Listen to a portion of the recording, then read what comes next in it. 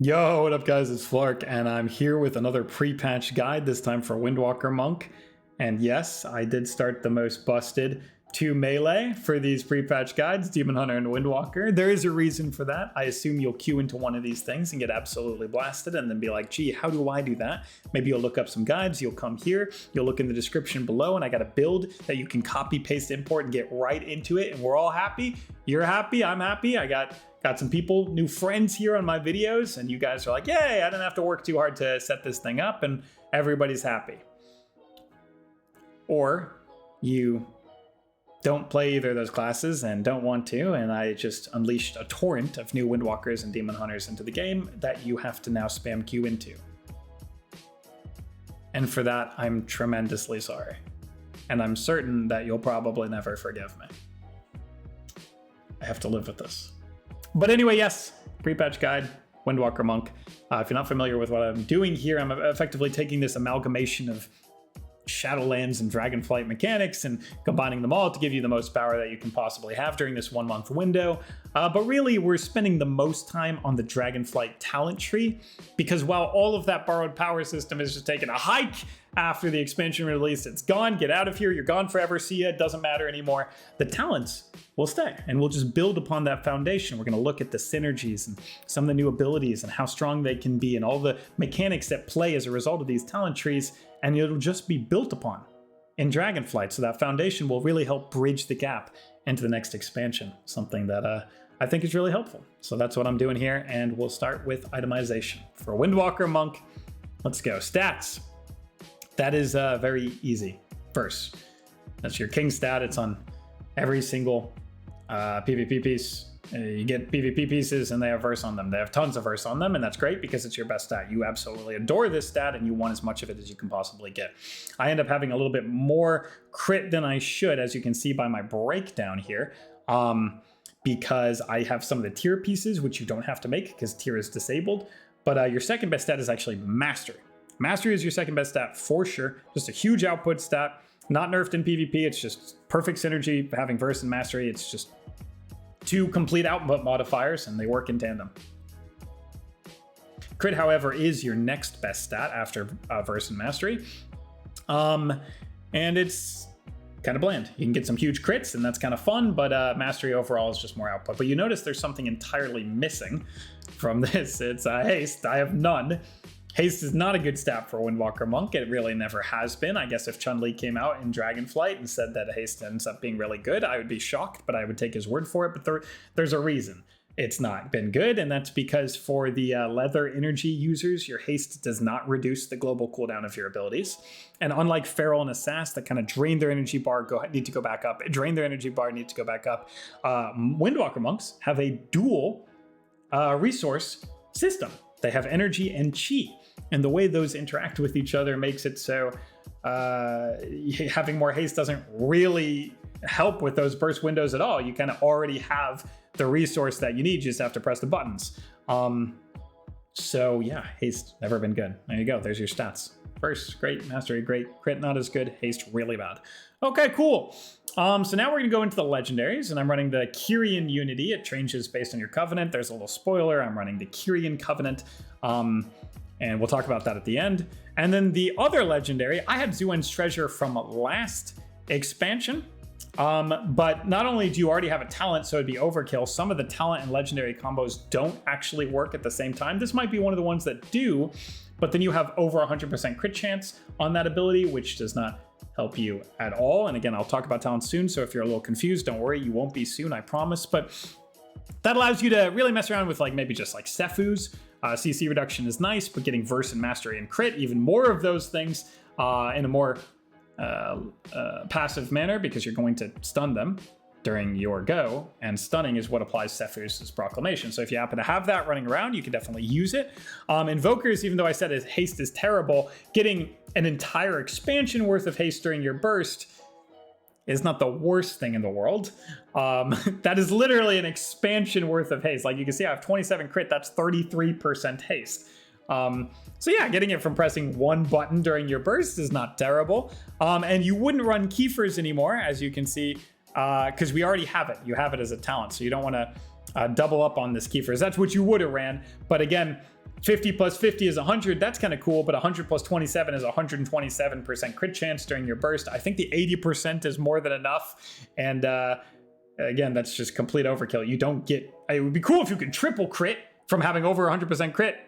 But you can't, and also that probably wouldn't be cool because Windwalkers are busted enough as it is. Okay, great. So we're moving on here. We got the final bits of gearing. It's just your trinkets, badge, on-demand, agi. Duh. You want that during all your burst windows. Trinket. That's your get out of CC. You need that as a monk. Duh. And then you dual wield with Celestial Guidance and Sinful Revelation, and that is how you gear your character. But that's not what you're really here for. You're here for this. And oh my god, there's some incredible stuff in these Windwalker talent trees. So let me first clarify some of the things I was talking about. Okay, Kiefer's Skyreach turns to just Skyreach as a talent, but you can see here, Tiger Palm increases your crit chance by 50% for 6 seconds. There it is. There's that Kiefer's Skyreach legendary, now called Skyreach. When you press Tiger Palm, you press it in that first sweep, and then all of your abilities are going to have whatever. I'm not that geared. I have 75 to 80% crit. That's really good. Very likely to crit with pretty much everything. Super duper fun. And this is just your burst window on every sweep. Then you have Zuin's Battle Gear, which I was talking about. You also have that legendary as a talent. And this is the one that gives you Faster Fist, which is great because it's an extremely impactful ability that AoEs everybody down. And Rising Sun Kick crits. Now, sure, you might now jump over that 100% crit chance, but this is active always, which means you can have goes that are really powerful outside of just the key for 1 minute, which is very hard to deal with. Because if they compare something with a 1 minute cooldown, maybe they can live a few of those. But if you also have a 30-second go, which is very possible because of these other cooldowns that are varying, like 24 seconds from Whirling Dragon, 40 seconds from Strike, then you're going to put them off balance on their defensives, and that's very hard to deal with when a Windwalker is hitting you for a bajillion and you don't have any defensives because they're doing it too frequently. Well, that's probably what's going to start happening to people in Arena. So yeah, good luck dealing with that. Zuen helps with that. Now you have this, let's talk about the certain packages of Windwalker Monk. One of them is the Zuen package, right? So the tiger that you can summon, your actual Celestial. Again, this is what you would use to get that Celestial legendary that gives you 33% haste. He does a ton of damage. He cranks and he AoEs. Then you get a talent that buffs him to do more damage based on how much damage you do, which is a lot. And then you get a talent to summon him more often when you press Fist of Fury, which you can do a lot because of Zuen's Battle Gear, making it a shorter cooldown. And Weapons of Order, which we will get to in the Covenant part. But there's the Zuen package, does damage, does more damage, cleaves a ton, summons more often. Awesome. Okay, what about Strike the Windlord? I've kind of alluded to this a few times. It's a new ability. It was a Legion Artifact Weapon ability. That's what it was. And it cranked then and it cranks now. But more importantly, it cranks with very little to no setup required. All you have to do is get 2 chi. You don't have to do some crazy setup like getting a big tyrant, getting all your imps out, and then sacrificing them all for a big tyrant as demo. Nope, you just press the ability. Yeah, that is what you do. When you press Strike the Windlord, it hits everybody around you really hard.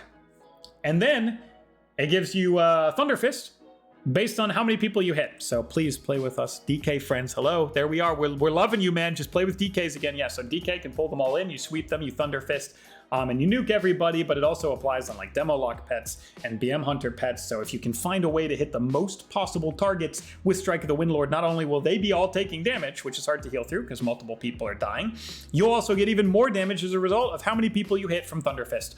Holy cow, that's a very, very good button on a 40-second cooldown. And the fact that it's a 40-second cooldown, and the fact that Whirling Dragon Punch down here, which we've had for a long time, but here it is. Of course, we're still going into this. Is a 24-second cooldown is why it's impactful to have just a little bit more active goes. Like not just 1 minute, 1 minute, 1 minute, but kind of like, okay, here's one, now 30 seconds later, here's another, then 20 seconds later, here's another, then okay, there's that 1 minute go, maybe not as good as the first, but still insane. Now 20 seconds later, another thing comes back, and we can do that go. You're just constantly doing damage. And one of the best ways to do this now is the Storm, Earth, and Fire package. Hey, we lead right into it right in the middle of the screen. So no Serenity, even though the burst hits would be so high. Storm Earth is completely insane right now. You run Storm Earth, of course, it splits you up into 3 dudes and they mimic your abilities and hit insanely hard. And then you can extend it making those windows really impactful, because you have to strike the Windlord during images, you've got a Whirling Dragon Punch during images, you got a Fist during images, you got a Rising Sun Kick during images, but then you also start getting those abilities back from these cooldown reduction things that I've talked about, and there's another one that I'll talk about soon that gets your Rising Sun Kick back. And then if you get these things back, you want to press them again, and you want to press them again while you still have Storm Earth out. So you extend that duration to keep pressing these impactful abilities. Oh, and then you get it back up faster. So here you have Spiritual Focus, which reduces the cooldown of Storm Earth, allowing you to do those more frequent goes that are extended to be longer, more frequent goes. And that is why Windwalker is very hard to pair defensives with, because of those packages I just talked about. And there's the Storm Earth one. Okay, so now just some quality of life stuff. Of course, you have to choose all these talents at the beginning. That's your main defensive. This is how you get down the right side and the middle side. So don't really worry about this. I mean, these are just inherent abilities to your class. But we do have more fist damage. It's a good button. You want this to do more damage. You can also refund chi, so you can immediately go into another button coming out of fist, which is great with Zoo Ends, because you want to Rising Sun Kick after fist to get that 50% crit chance. Then you increase the damage even further of fists, and then you can get a nuclear Rising Sun Kick if it happens to proc that 25% chance to trigger a second time. And yes, we have a Rising Sun Kick modifier over here that makes it do 70% more damage. So yeah, I don't think I have to describe to you why having it hit twice is a good thing. But in case I do, Rising Sun Kick hitting twice is a good thing. Also, you can reset the cooldown on it with Blackout Kick from Teaching of the Monastery, hovering over that right now on the screen. This has Blackout Kick, strike up to 3 times, which is another sizable amount of damage, which will also, all of your images will hit that, boom, boom, boom. And then it can reset the cooldown on Rising Sun Kick, so you can immediately do another one and get even actually 2 Rising Sun Kicks in the 5-second Rising Sun Kick 50% crit window. So you could be like Fist, Rising Sun Kick, Blackout Kick, Rising Sun Kick, all at the end of your images window that's being extended by the fact that you're pressing all these buttons. Do you get it now? Do you understand? Do you see? Windwalker is disgusting, man. Do you see? There it is, right there on the screen. Yeah, the description will, and for the build will be in the, the link for the build will be in the description below, so you can just copy and paste it, import it, and you can immediately be a monster. Enjoy terrorizing the bracket. You'll love it. Okay, so now we go over to the left side here. That's the right side.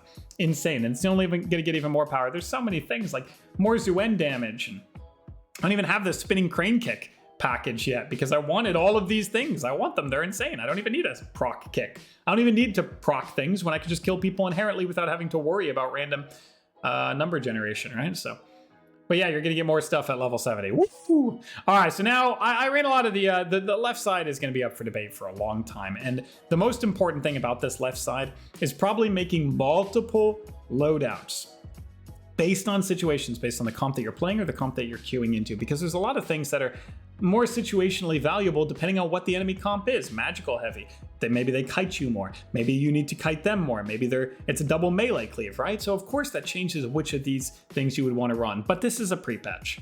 And during a pre-patch, I wanted to give you guys something general. So while you're getting used to all this new stuff, instead of getting overwhelmed by, oh shit, let me make my 6 monk loadouts for the left side of the, no.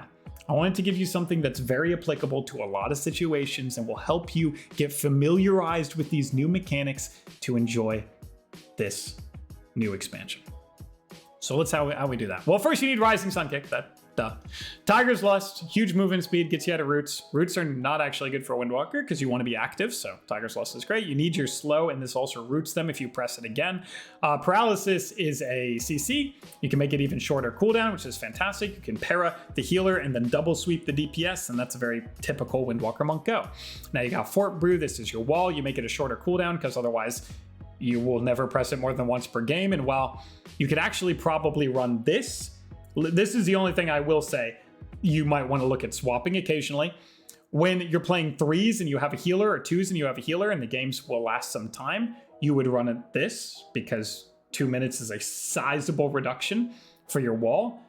But if it's not, maybe you're playing double DPS, maybe the games are all lasting 20 seconds, then you don't need a second Fort Brew, and you can just make your first Fort Brew completely nuts. So you would run Iron Shell Brew. You can swap based on what you see. Now, I got all the Expel Harm package right here. We got the Expel Harm, heals you for more based on your missing health. You have Reverse Harm for the PvP talent, which I will get to, I promise. You have another Expel Harm ability here, and altogether they actually end up healing for a ton. I've used it in PvP and it ends up being very good. So yeah, there's the Expel Harm package. Then you have the Roll package. Here's an additional charge of Roll, and then you have another one right down here. All right, reduces the cooldown of Roll and gives you another charge. So that's 3 Roll charges. You can see it 1, 2, 3, and it reduces their cooldown. So mobility of Monk, just as good as ever for kiting or for staying on people who are trying to run away from you in your limitless damage. Then, of course, you're going to choose Port. That's Transcendence.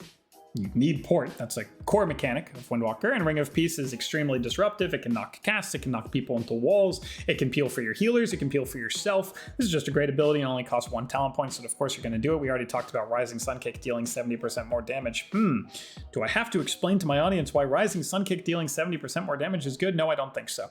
Dampen Harm is a huge wall. Diffuse Magic is a huge magical wall. And now you're seeing how that would probably only be good into spell casters. It also removes all harmful magical effects on you, which can include like slows and dots and all that good stuff. So that's pretty powerful. Double Port as a Windwalker is pretty wild. So what this allows you to do is port and then port again as long as you use it within 10 seconds. So you can port and then port back to the middle of the map and then run to the other pillar. You're very difficult to pin down. You're very difficult to kill as a result. Your mobility is very high. You can chase with this. You can do all sorts of things. And then if you Vivify yourself in this window, it heals you for more. And of course, that has synergy with itself because you port to get out of trouble and then heal yourself up to full with Vivify. Easy peasy to explain that one. Okay, this is where things get tough. You want to get to these bottom rows, right? This does some pulsing damage. This does some pulsing damage, but you can't because you're not 60. And I wanted all the walls and all of the modifiers that are so good for mobility and for survivability as Monk. As you can see, I pretty much went over all of them. Look at that, that's 4% damage. You don't want to lose that. Increase your healing taken by 8%. You don't want to lose that. It synergizes with the Expel Harm and all the things that go into that. So eventually you're going to hit 70 and you're going to finally get down to the bottom of this row. Maybe grab some more of your Resonance Fists on the way down. Of course, you have to. But this, what you see on the screen right here, gives you tankiness, gives you mobility, gives you CC, gives you damage. That's what you want for this pre-patch period. And again, I went through this a little fast because, I mean, God, look at all this on the screen. This is just one iteration of one build. In Dragonflight, there'll probably be 6 builds for every class. But pre-patch only lasts a month, and the build will be right in the description below. So if I went too fast, import it. Remember, you can copy and paste it and import it, and then you can follow along with me. Or you can just play it. Who cares? Maybe you don't need to do that at all. Maybe you got everything you needed just from importing it. But there's some talents for Windwalker Monk. Have a blast. Finally, Covenants. I said I was running Kyrian. With all these modifiers, you get the King modifier, Weapons of Order. That's the Covenant ability you got in Shadowlands for Kyrian. Instead of going Bone Dust Brew and trying to like proc those 1-minute setups, you have Weapons of Order and you just do nuclear damage because you have too many compounding modifiers, too much crit, too much mastery, too much damage modifiers on individual abilities, too much verse, and you just...